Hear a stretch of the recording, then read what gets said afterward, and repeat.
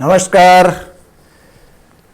प्रिय विद्यार्थियों, मैं Mahavir Singh associate professor government Lohia college Churu आपका हार्दिक स्वागत करता हूं। प्रिय विद्यार्थियों, सिंप्लेक्स विधि से किसी भी लीनियर प्रोग्रामिंग समस्या को हल करने के लिए हमने पिछले व्याख्यान में ये सीखा था कि किसी भी गणितीय जो प्रतिरूप जो होता है किसी समस्या को, उसको हम किस तरीके से परिवर्तित गणितीय रूप बनाते हैं। ये समस्या का परिवर्तित गणितीय रूप हम यहाँ लिख रहे हैं, जो कि हमने पिछले प्रॉब्लम के अंदर जो अपन ने उसको व्याख्यान के अंदर अपन ने देखा था। वो परिवर्तित गणितीय रूप आपके सामने है। Maximization z is equal to 60x1 plus 50x2 plus 0s1 plus 0s2, और ये सब्जेक्ट टू आपके कॉन्स्टेंट्स दिए हुए हैं जो हमने इक्वलिटी के रूप में सिलेक्ट वेरिएबल जोड़ते हुए निकाले हैं। क्योंकि मूल रूप से लेस देन इक्वल टू के साइन थे, तो s1 और s2 जोड़ करके हमने 40 कर लिया, और ये जो ऑब्जेक्टिव फंक्शन में है उसके कंट्रीब्यूशन को जोड़ने पर टोटल मैक्सिमाइजेशन z आ गया। यहाँ पर मैं आपको फिर कह देता हूँ x1 greater than equal to 0 है, x2 भी ग्रेटर देन इक्वल टू 0 है, s1 और s2 भी ग्रेटर देन इक्वल टू 0 आपको यहाँ पर नोट कर लेने। जो इसमें लिखने से रह गए हैं, तो s1 भी ग्रेटर देन इक्वल टू 0 होगा और s2 भी ग्रेटर देन इक्वल टू 0 होगा, क्योंकि जितने भी सिलेक्ट वेरिएबल्स होंगे या मेन वेरिएबल्स हैं, कोई भी वेरिएबल होगा वो नेगेटिव के रूप में नहीं हो सकता। तो ये जो क्वेश्चन है उसको अपन ने देखना है अब आगे कि हम इसको कैसे सिंप्लेक्स टेबल से इसको हल करेंगे। तो आज जो टेबल है उसको अपन कन्वर्ट करने के बारे में देखते हैं कि किस तरीके से ये इसको अपन बनाते हैं टेबल को। तो देखिए, ये टेबल जो है, इस टेबल को हम कैसे डेवलप करेंगे, ये इंपॉर्टेंट बात यहाँ पर होती है। ये एक फॉर्मेट है, आपको पहले तो ये फॉर्मेट बनाना है। फॉर्मेट बनाना है सबसे पहले। तो इस टेबल का फॉर्मेट बनाने के लिए देखिए, ये जो ऊपर वाले जो कॉलम हैं, जो जिनका नाम है नोमेनक्लेचर, जो नाम कॉलम्स का, पहला कॉलम आपको प्रोग्राम वेरिएबल यानी पीवी का बनाना है। दूसरा जो कॉलम है इस टेबल का, वो आपको कंट्रीब्यूशन पर यूनिट यानी सी पर यूनिट, जिसको हम शॉर्ट में सी बोल देंगे, पीवी, सेकंड कॉलम सी। तीसरा कॉलम आपको क्वांटिटी का बनाना है, जिसको हम क्यू बोल देंगे। और उसके बाद में ये जो आगे वाले जो कॉलम हैं, वो आपके जितने ऑब्जेक्टिव फंक्शन के वेरिएबल्स हैं, ऑब्जेक्टिव फंक्शन के वेरिएबल्स हैं, वो आपको ऊपर लिखने होते हैं। समझ गए आप? पहला पीवी, दूसरा सी पर यूनिट, तीसरा क्वांटिटी, और आगे के जितने भी कितने कॉलम बढ़ेंगे ये किस पर डिपेंड करेंगे, आपकी जो लक्ष्य फलाना है ना मैक्सिमाइजेशन जेड वाले, उसके जितने भी आपके वेरिएबल्स हैं, जिनको हम डिसीजन वेरिएबल कहेंगे, ये जो डिसीजन वेरिएबल्स हैं वो जितने हैं उतने ही कॉलम बनेंगे आगे। तो जैसे x1 था तो x1 का कॉलम बन गया, x2 था x2 का बन गया, s1 और s2 के कॉलम बन गए। यदि मान लीजिए किसी में प्रॉब्लम में x3 भी है, तो एक कॉलम x3 का बन जाएगा, फिर s1 और s2 हो जाएंगे। तो वो आपको कुछ भी सोचने की जरूरत नहीं है। अगर आपने ऊपर आपने परिवर्तित गणितीय रूप सही बना लिया, तो जो आपकी ऑब्जेक्टिव फंक्शन में है वो आपको ऐसे कैसे ही वो वेरिएबल यहाँ पर लिखने होते हैं। तो ये जो वेरिएबल लिखने के मतलब जो फॉर्मेट बनाएंगे इस टेबल का, तो ये जो वेरिएबल हैं ये तो आपको ऑब्जेक्टिव मैक्सिमाइजेशन इससे ऑब्जेक्टिव फंक्शन से आ जाएंगे। और पहले के 3 कॉलम फिक्स हैं, पीवी, सी और क्यू, यानी program variable, contribution per unit और क्वांटिटी, ये बिल्कुल फिक्स है। ये हर टेबल में ये 3 तो होंगे ही होंगे, और आगे वाले जो हैं वो आपके लक्ष्य फलन से निर्धारित होंगे। लास्ट का एक कॉलम है जो रेशियो का होता है। तो इस तरीके से अपन अगर ये देखें इस प्रॉब्लम में, तो 1 2 3 4 5 6 7 और 8, ये 8 कॉलम तो निश्चित ही होंगे, क्योंकि अगर कांस्टेंट 2 होंगे तो आप 2 वेरिएबल जुड़ेंगे, एक कांस्टेंट से तो सवाल ही नहीं बनता, कांस्टेंट तो 2 होंगे ही होंगे। तो 8 तो ये कॉलम आपको, ये मान लीजिए कि आपको करने ही करने हैं, ये 8 कॉलम तो आपको करने ही करने हैं, जो कि इसके अंदर लिखे जाएंगे, राइट। अब अपन आगे आते हैं इसके अंदर कि ये टेबल में आपको भरना कैसे। प्रिय छात्रों, बहुत समझदारी से इसको सीखना है इस टेबल को, और बहुत तसल्ली से सीखना है। हमको जल्दबाजी नहीं करना आपको। आप जो ऊपर का जो फॉर्मेट आपने बनाया, मैंने आपको कहा कि इसके 8 कॉलम है, तो उसको ये 3 कॉलम पहले वाले हर टेबल में आगे फिक्स होंगे, PV contribution per unit quantity, right, हर एक में करेंगे। और आगे वाला जो है, तो ये एक फॉर्मेट बन गया, ये फॉर्मेट अपना हर टेबल में ये फॉर्मेट आपको लिखना है, तो इसमें कोई दिक्कत ही नहीं है अपने को। ये लक्ष्य फलन तो आपको आगे वाला, तो मैं तो लक्ष्य फलन के वेरिएबल ही आपने उतारे, यूं क्यों उतार दिए, आगे 4 कॉलम बने, 5 है तो 5 बन जाएंगे, 6 होंगे तो 6 बन जाएंगे, और पहले वाले 3 फिक्स हैं, पीवी, सी और क्यू, राइट। अब देखिए इस टेबल के अंदर जो मैंने आपको लिख रखा है जैसे 60, 50, यानी ये फॉर्मेट जो है ना ऊपर वाला, अंदर टेबल के अंदर क्या होगा वो तो बाद की बात है। इसमें जो ऊपर वाले जो हेडिंग होंगे ना, प्रत्येक कॉलम की हेडिंग, वो हेडिंग अपने देख रहे हैं अभी कि भी पीवी, सी, क्यू, x1, x2 और s1, s2 और रेशियो, ये हेडिंग देख रहे हैं। अब आपको यहाँ क्या, जैसे अपने लक्ष्य फलन के वेरिएबल उतारे, तो लक्ष्य फलन का जो गुणक है वो भी उतार दो वहीं पर नीचे। जैसे आपने 60 x1 था तो x1 और x2 और s1 और s2 तो आपने ऊपर उतार दिए, तो इनके जो गुणक हैं वो 60, 50, 00 बिल्कुल जस्ट उसके नीचे लिख दो। कहने का अभिप्राय ये हुआ कि आपने लक्ष्य फलन ऐसे कैसे उतार दी, यहां पर पहला काम तो आपको लक्ष्य फलन उतारने का ये हो गया। लक्ष्य फलन ऐसे कैसे उतार दिए अपने, x1, x2, x3 ये वेरिएबल s1, s2 लिख दिए, और उनके जो गुणक थे वो हमने पर यूनिट जो कंट्रीब्यूशन था वो उसके जस्ट नीचे लिख दिया, राइट। अब ये ऊपर से ये हेडिंग्स वाला हमने नीचे लाइन खींच करके कर देंगे बंद। अब टेबल के भीतर आते हैं, ये तो ऊपर हेडिंग्स की बात हुई। हेडिंग्स में कुल मिलाकर के हम कह सकते हैं कि हमने लक्ष्य फलन को तो उतार दिया। अब जब हम अंदर वाली टेबल की बात करेंगे, टेबल के अंदर, तो उसके एक एक कॉलम को आपको लेना पड़ेगा। इसमें आप ये ध्यान रखें कि अब जब हम टेबल बनाएंगे, नीचे कॉलम बनाएंगे, तो उसके अंदर हमें अब पंक्तियां खींचनी पड़ेंगी, यानी कॉलम्स तो अपने डेवलप कर लिए, अब रोज हम डेवलप करेंगे, क्योंकि किसी भी टेबल के अंदर कॉलम और रोज होते हैं तभी वो टेबल बनती है, तालिका तभी बनती है। तो अब कॉलम्स तो अपने डेवलप कर लिए, अब अपने को रोज डेवलप करनी है, यानी पंक्तियां डेवलप करनी है। तो पंक्तियां कितनी होंगी ये भी आपको पहले तय कर लेना है। अब उसके अंदर क्या आएगा वो तो बाद की बात है, पहले आपको पंक्ति तय करनी है कि कितनी होंगी।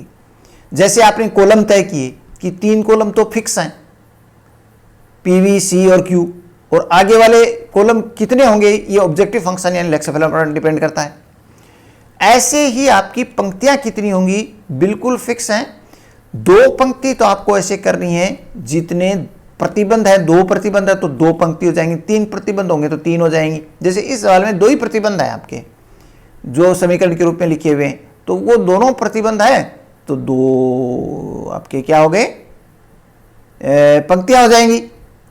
2 पंक्तियां आपकी हो गई।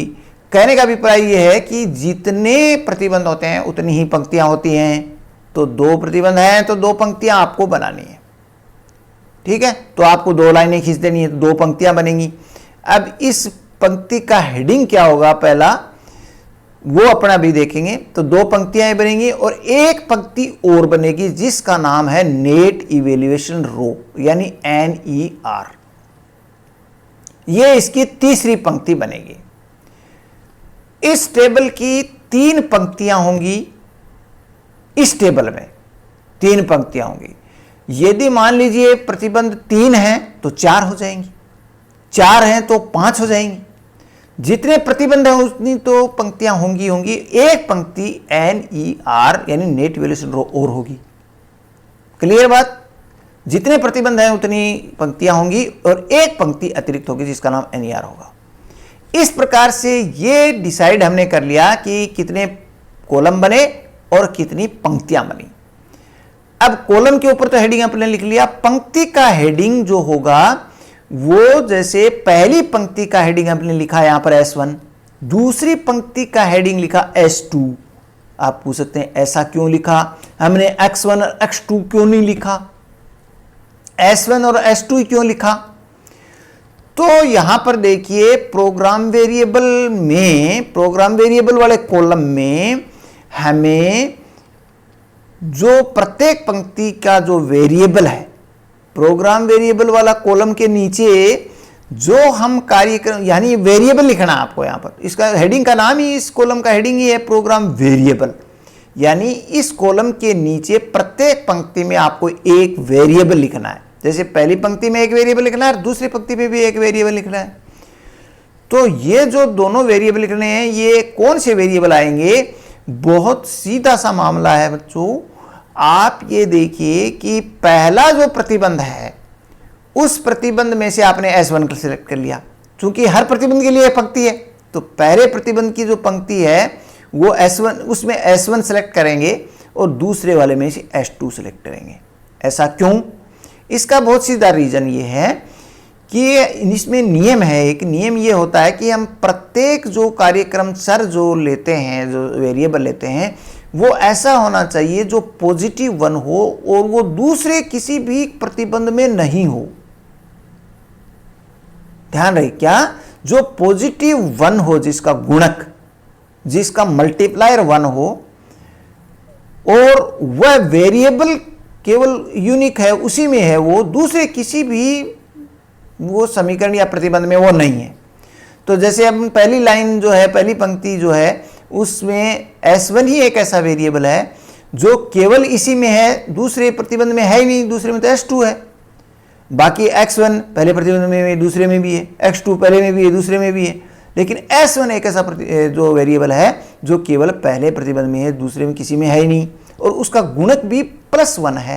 यानी S1 लिखने का मतलब 1S1 तो लिखते नहीं हम, वो इम्प्लाइड है कि वो 1S1 ही है। तो इसलिए हमने S1 ले लिया।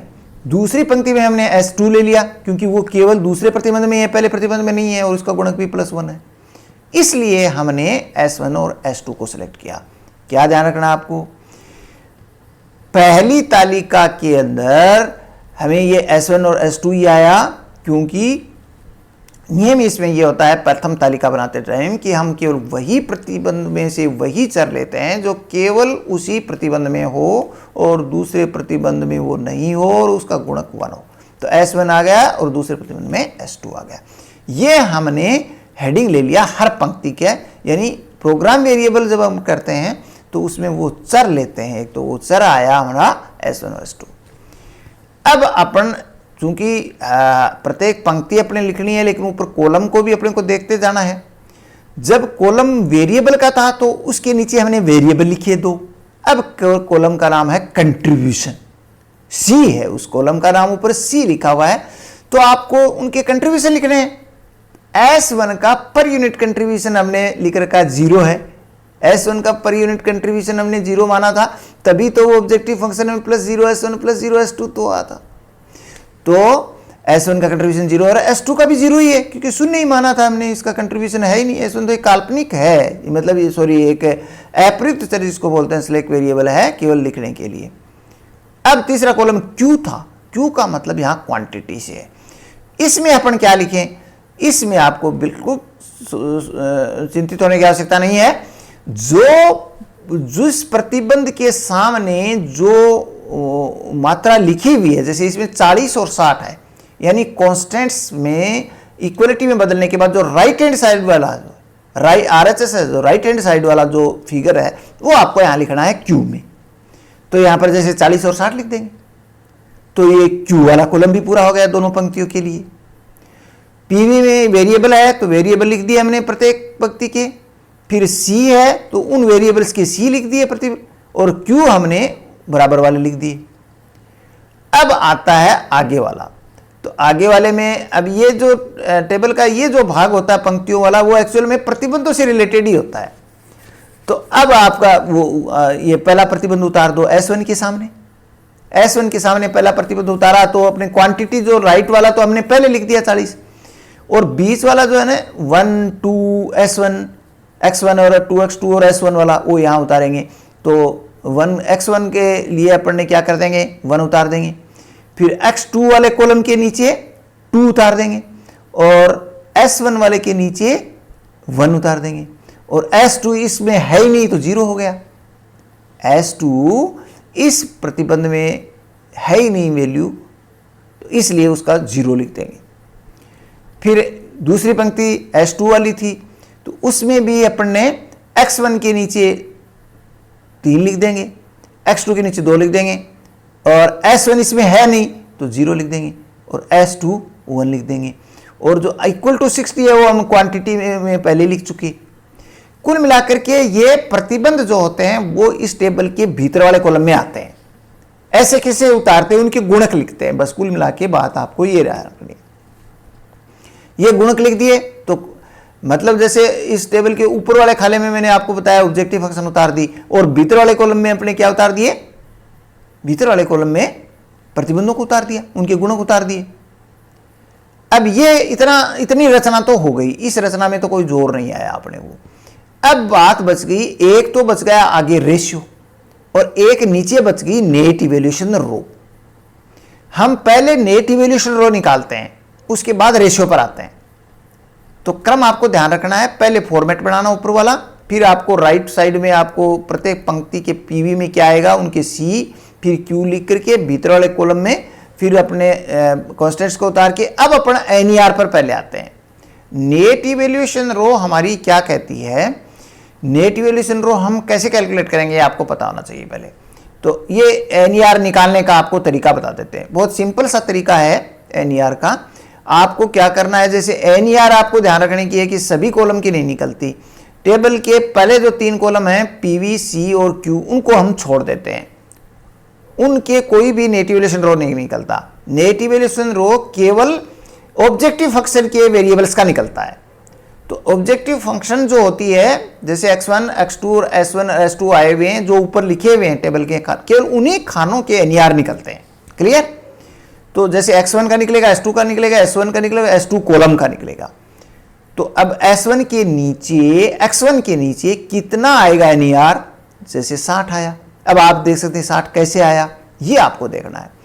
तो हम क्या करते हैं, जो 60 जो आया है, ये 60 कैसे आया, इसके लिए बहुत सिंपल सी बात ये है कि जो ऊपर 60 लिखा हुआ है x1 के बिल्कुल नीचे जो लिखा हुआ है ना 60 x1 का कंट्रीब्यूशन पर यूनिट, इसमें से हम माइनस करते हैं, इसमें से माइनस करते हैं इस कॉलम के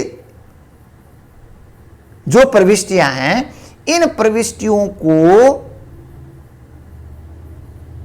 किससे मल्टीप्लाई करते हुए, इस कॉलम के सभी प्रविष्टियों को जो कंट्रीब्यूशन पर यूनिट है, जो कि आपके कॉलम नंबर 2 में लिखा हुआ है सी पर यूनिट, उससे मल्टीप्लाई करते हैं, और जो मल्टीप्लिकेशन का जोड़ आता है उसको ऊपर वाले कंट्रीब्यूशन में से माइनस कर देते हैं। जैसे 60 माइनस लिखेंगे आप, उसके बाद में आप बड़ा ब्रैकेट शुरू कर देंगे, क्योंकि 60 में से आपको माइनस करना है। बड़ा ब्रैकेट माइनस करके आप लिखेंगे 1 इंटू 0। मैंने आपको कहा कि उस कॉलम के सभी प्रविष्टियों को सी पर यूनिट के सभी प्रविष्टियों से मल्टीप्लाई करना है, और फिर मल्टीप्लिकेशन को प्लस करके घटाना है। तो 1 इंटू 0 हो जाएगा, ब्रैकेट छोटा बंद, फिर प्लस 3 इंटू 0 हो जाएगा।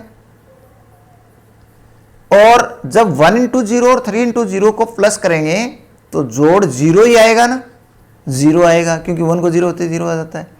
और उसको ऊपर वाले 60 में से माइनस करेंगे तो 60 ही आ जाएगा। यही काम आपको x2 कॉलम के नीचे करना है एनईआर निकालने के लिए। जैसे 50, ऊपर 50 लिखा, 50 माइनस बड़ा ब्रैकेट शुरू 2 इंटू 0 प्लस 2 इंटू 0, क्योंकि उसके नीचे जो प्रविष्टियां हैं उसमें एक 2 है s1 वाली और 2 भी s2 वाली भी है। तो 2 इंटू 0 यानी वही बात, उस कॉलम की प्रविष्टियां गुणा सी पर यूनिट। तो 2 इंटू 0 प्लस 2 इंटू 0, तो वो भी प्लस करेंगे तो 0 ही आएगा इंटू करके। तो 50 में से माइनस करेंगे तो 50 ही आ जाएगा। उसके बाद में फिर वही बात, 0 माइनस करेंगे s1 के लिए, 1 इंटू 0 और 0 इंटू 0। तो s1 के नीचे क्या 0 कैसे आया, तो वो ऐसे आ गया, फिर ऐसे s2 का 0 आ गया। कुल मिलाकर के एनईआर निकालने का तरीका क्या हुआ, उस कॉलम का जो कंट्रीब्यूशन है उसमें से हम माइनस करते हैं, उस कॉलम के जो कॉन्स्टेंट्स वाली जो एंट्री हैं उनको सी पर यूनिट से मल्टीप्लाई करो, प्लस करो, और ऊपर वाले सी में से माइनस करो, तो एनईआर आ जाएगी। ये नेट इवैल्यूएशन रो जो होती है ये हमारे को ये बताएगी कि आपकी ये टेबल सॉल्यूशन देती है कि नहीं, या आपको आगे भी टेबल बनानी पड़ेगी क्या। इसका पता हमें कैसे लगेगा, क्योंकि ये इवेल्युएट कर रही है, मूल्यांकन कर रही है आपके रिजल्ट को कि ये रिजल्ट आपका सही है कि नहीं है। इस रिजल्ट के अनुसार क्या हुआ कि S1 की 40 इकाइयां बनानी चाहिए, Q का मतलब यूनिट्स, और S2 की बनानी चाहिए 60। लेकिन ये सॉल्यूशन आपका हुआ, ये सॉल्यूशन सही है कि नहीं ये NER बताती है। तो NER का इसमें ये ध्यान रखना है, मैक्सिमाइजिंग प्रॉब्लम है तो जब तक NER में से एक भी प्रविष्टि प्लस की आएगी, एक भी प्रविष्टि प्लस में आएगी, तब तक हम टेबल आगे बनाते जाएंगे। जैसे इसमें प्लस के 2 फिगर आई 60 और 50, बाकी तो 0 है। यानी कहने का अभिप्राय यह हुआ कि जब NER पंक्ति की सभी प्रविष्टियां शून्य या ऋणात्मक हो जाती हैं, जिस टेबल की NER में सभी प्रविष्टियां शून्य या नेगेटिव आ जाती हैं, तो वो टेबल हमारी ऑप्टिमम सॉल्यूशन देने वाली टेबल होती है, फिर हमें आगे टेबल बनाने की जरूरत नहीं होती। लेकिन इसके अंदर जैसे 60, 50, इसमें तो 2 पॉजिटिव आ गए, एक भी नहीं 2 पॉजिटिव आ गए, इसका मतलब टेबल आगे बनानी पड़ेगी। तो NER का ये रोल तो पहला हुआ, हमें ये बता देती है कि आपकी ये टेबल फाइनल है या आगे टेबल बनानी पड़ेगी। तो ये तो निश्चित हो गया कि टेबल आगे बनानी पड़ेगी, क्योंकि इसमें पॉजिटिव मान अभी NER में हैं। तो ये NER आपने बनाई, और अब हमें यह भी पता लग गया NER से कि आगे टेबल बनानी पड़ेगी। तो जब आगे टेबल बनानी पड़ेगी तभी आपको रेशियो निकालने की जरूरत पड़ेगी, नहीं तो रेशियो वाला कॉलम आपको लिखने की जरूरत नहीं होती। अपन लिखते हैं लेकिन आवश्यकता नहीं पड़ती उसको पूरा करने की। रेशियो आप तभी कैलकुलेट करते हैं जब आपको टेबल आगे बनानी पड़ती है। क्लियर। तो जैसे NER की जो एंट्रीज आई हैं उनमें पता लग गया कि आपको टेबल आगे बनानी पड़ेगी, तो हमें रेशियो वाली चीज भी अपने को करनी पड़ेगी। अब रेशियो का कॉलम हम कैसे भरते हैं, रेशियो के नीचे की प्रविष्टियां कैसे करते हैं, ये अब अपने समझते हैं। यहां पर 2 पॉजिटिव मान आए 60 और 50। अब हमें क्या करना है कि ये जो टेबल है, इस टेबल को हमें सॉल्यूशन तो इस टेबल ने दिया नहीं, क्योंकि पॉजिटिव मान आ गया NER का, इस मतलब टेबल ये फाइनल नहीं है। तो जब टेबल ने सॉल्यूशन नहीं दिया तो इस टेबल को हम लॉक्ड मान सकते हैं। ये ताला लगी हुई टेबल है, इसको हम लॉक लगाएंगे, इस टेबल के लॉक लगाएंगे, यानी ये लॉक्ड टेबल होगी। और जब ये लॉक्ड टेबल है तो इस टेबल का लॉक आगे खोलने के लिए हम यहां पर 3 चाबियां बनाएंगे, क्योंकि ये टेबल बंद है, नई टेबल बनेगी तो इस टेबल को हम जब खोलेंगे आगे जाकर के तब वो नहीं बनेगी। तो आगे वाली टेबल बनाने के लिए, यानी इस टेबल को खोल के आगे वाली टेबल बनाने के लिए हम यहां पर 3 चाबियां बनाएंगे। पहली चाबी होगी की कॉलम, दूसरी चाबी होगी, तो पहली चाबी बनेगी की कॉलम, तो हम उसको मुख्य स्तंभ बोलते हैं की कॉलम। जिस NER की एंट्री सबसे बड़ी है पॉजिटिव, वो कॉलम की कॉलम होगा। जैसे यहां पर 60, 50, 00 में से 60 सबसे बड़ी NER है, तो इसका जो कॉलम है वह X1, ये कॉलम की कॉलम कहलाएगा। पहला स्टेप इसमें, इस चाबी को पहली चाबी बनेगी की कॉलम, और सबसे बड़ा पॉजिटिव मान वाला जो कॉलम होगा वो की कॉलम होगा, यानी X1 कॉलम की कॉलम हुआ। दूसरी बात, दूसरी चाबी बनती है की रो वाली जो चाबी बनाएंगे, वो जो की कॉलम आपने सेलेक्ट किया है उसकी एंट्री का भाग क्यू के अंदर देंगे, यानी क्वांटिटी में देंगे। जैसे 40 में 1 का भाग देंगे तो 40 आएगा, और 60 में 3 का भाग देंगे तो 20 आएगा। ये जो आप भाग देंगे उससे रेशियो निकलेगा, तो ये रेशियो वाली कॉलम पूरा हो जाएगा। यानी की कॉलम आपने बनाया, की कॉलम एक चाबी बनाई, इस की कॉलम की एंट्री का भाग क्यू में दिया तो रेशियो निकला, अभी तक अपने रेशियो वाला कॉलम ज्ञात नहीं किया था, रेशियो वाला अब ज्ञात होगा। ये रेशियो आए, एक 40 आया, दूसरा 20 आया। तो मैंने आपको बताया कि भाई अब की रो बनानी है तो ये रेशियो से डिसाइड होगी। की रो, की कॉलम हमने एनईआर से डिसाइड किया, की रो रेशियो से डिसाइड होगी। ठीक है, की कॉलम एनईआर से डिसाइड हुआ और की रो रेशियो से डिसाइड होगी। तो जो रेशियो छोटा होगा वही की कॉलम होगा, की रो होगी। तो जैसे 20 है, छोटा रेशियो है। ध्यान रहे, जो रेशियो सबसे बड़ा, सबसे छोटा पॉजिटिव होगा, ध्यान रहे सबसे छोटा पॉजिटिव, यानी अगर नेगेटिव आ जाएगा तो वो रेशियो, वो की रो हो ही नहीं सकती, वो रेशियो छोड़ देते हैं। सबसे छोटा पॉजिटिव जो मान होगा वो 20 आया।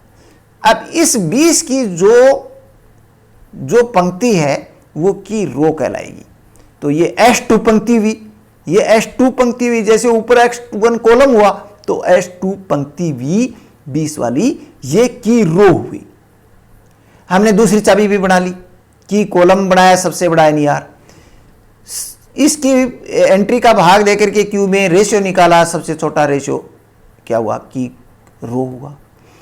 और जहां पर की रो और की कॉलम मिलते हैं वो की नंबर कहलाएगा। जैसे 3 आया, 20 के लेफ्ट में जाते हैं, 60 के ऊपर में जाते हैं, तो जहां दोनों मिलते हैं वो 3 आता है, उसको वेनिस्ट बिंदु, वो हमारा की नंबर कहलाएगा। ये हमारा की नंबर कहलाएगा। हमने ये 3 चाबियां बना ली, इस टेबल से हमने 3 चाबियों का आविष्कार किया। चूंकि ये एक ताला है, ये टेबल बंद है, ये सॉल्यूशन नहीं देती है, इससे हम नई टेबल बनाएंगे। इस टेबल को हम खोलेंगे तो हमें 3 चाबियों की आवश्यकता पड़ेगी इस टेबल को खोलने के लिए, इसलिए हमने ये 3 चाबियां यहाँ आविष्कार किया, 3 चाबियों का हमने खोज किया। इन 3 चाबियों की सहायता से हम इस बंद ताले को खोलेंगे आगे वाली टेबल में। लेकिन इससे पहले हम ये और समझ लें यहीं पर, क्योंकि हमें आगे वाली टेबल पर जाने के लिए हमें पहले पृष्ठभूमि बनानी जरूरी है। हमने 3 चाबियों का आविष्कार किया। आपको टेबल का फॉर्मेट यही रखना है, वही नेक्स्ट वाली जो टेबल बनेगी पीवी, सी per unit, Q, x1, x2 और ये ऊपर वाला ये रखना है। लेकिन अब जो प्रोग्राम में जो फीड करेंगे वेरिएबल, वो उसमें जो चेंजेस आएंगे आगे, यहां पर हम बता देते हैं कि हम टेबल सेकंड बनाने के लिए क्या आधार लेंगे। जो की कॉलम आपने किया उसका नाम है x1, जो की रो है उसका नाम है S2, राइट। S2 है क्योंकि छोटे वाला भी। तो अब क्या होगा कि जो नई टेबल आएगी उस टेबल के अंदर जो की कॉलम है वो प्रोग्राम वेरिएबल में एंटर हो जाएगा। प्रोग्राम वेरिएबल में की कॉलम तो एंटर हो जाएगा और की रो हम आउट कर देंगे, की रो को हम आउट कर देंगे। इसलिए x1 को तो हम लिखेंगे ऊपर, जैसे मैंने एरो का निशान लिख रखा है, ये तो इनकमिंग वेरिएबल हो जाएगा, और S2 को हम आउटगोइंग वेरिएबल लिखेंगे। तो इसलिए इसका नाम हमने आउटगोइंग लिख दिया। ये हम इसलिए लिखते हैं फर्स्ट टेबल में, जिससे सेकंड टेबल बनाते समय हमें ये ध्यान रहे कि सेकंड टेबल के अंदर आपको प्रोग्राम वेरिएबल लिखते टाइम क्या करना है। और तो ऊपर फॉर्मेट ऐसा कैसा रहेगा, आप जब S1 और S2 लिखते टाइम जब पंक्तियां लिखेंगे तो प्रोग्राम वेरिएबल के अंदर आपको कौन सा वेरिएबल इंट्रोड्यूस करना है ये यहां पर आपको चेंज करना पड़ेगा। तो आप S1 और S2 थे, उनमें S2 की जगह X1 आ जाएगा, यानी इनकमिंग वेरिएबल होगा X1, तो नई टेबल में X1 आएगा। किसकी जगह आएगा, आउटगोइंग की जगह आएगा। तो S2 को आउट कर देना है और X1 को उसकी जगह इन कर देना है।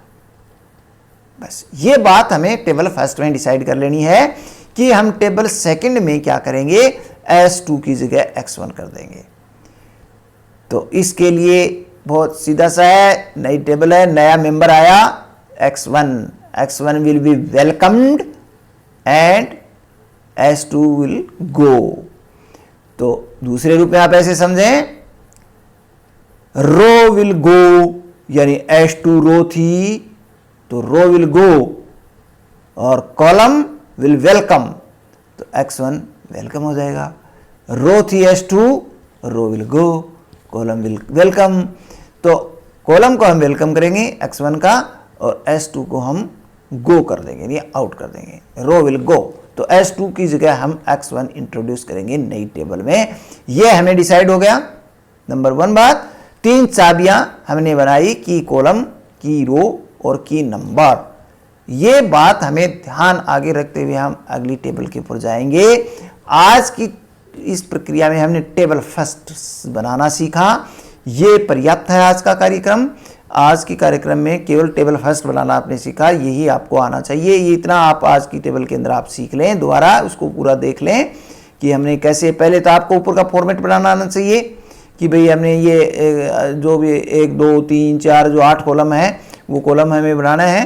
तो उसमें कोई जोर ही नहीं आएगा आपको, पहले 3 कॉलम तो रह ही गिरेंगे, पी वी सी और क्यू, और फिर ऑब्जेक्टिव फंक्शन यूएक्सी की रेशि उतारनी है, उसके वेरिएबल ऊपर लिखने हैं और उसके पर यूनिट कंट्रीब्यूशन आपको उसके नीचे लिखने हैं। इसके बाद में जो बीच वाला है उसके अंदर मैंने आपको बताया भी S1 S2 हमने क्यों लिखा, तो ये एक तरह से कॉन्स्टेंट्स जो हैं उनको उतारा हमने। 40 60 को हमने पहले लिख लिया और बीच वालों को हमने बीच में लिख दिया। S1 S2 पहले ले लिए, कंट्रीब्यूशन उनका 0 है। NER हमने कैसे कैलकुलेट किया ये अपने को पता होना चाहिए। NER कैलकुलेट हो जाती है तो रेशियो हमें उस NER वाला भाग दे करके क्वांटिटी में हम रेशियो निकालते हैं। छोटे वाला रेशियो होता है वो हमारा की रो होती है, दोनों जहाँ मिलते हैं वो हमारा की नंबर होता है। की रो will go, key column will be welcomed, column आ जाएगा, रो चली जाएगी। नए वेरिएबल में जो है नई टेबल में पहली पंक्ति में S1 रहेगा, दूसरी पंक्ति में S2 की जगह X1 रहेगा। और फिर आगे के कैलकुलेशन, आगे की टेबल भीतर वाले कॉलम कैसे भरेंगे, NER नया आएगा, नया रेशियो आएगा, वो प्रक्रिया आगे चलती रहेगी। टेबल नंबर 2 अपन नेक्स्ट टर्म पर सीखेंगे।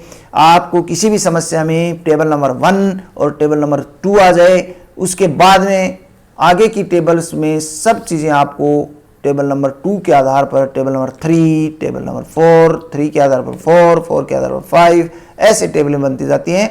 लेकिन प्रक्रिया अगर आपने फर्स्ट टेबल को सेकंड टेबल बनानी सीख ली, फिर आगे कितनी भी टेबल बनाई जाए सेम प्रक्रिया रहती है।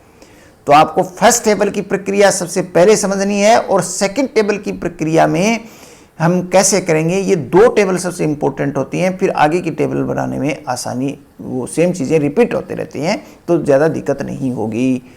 तो आज के लिए हम इतना ही ये समझते हैं।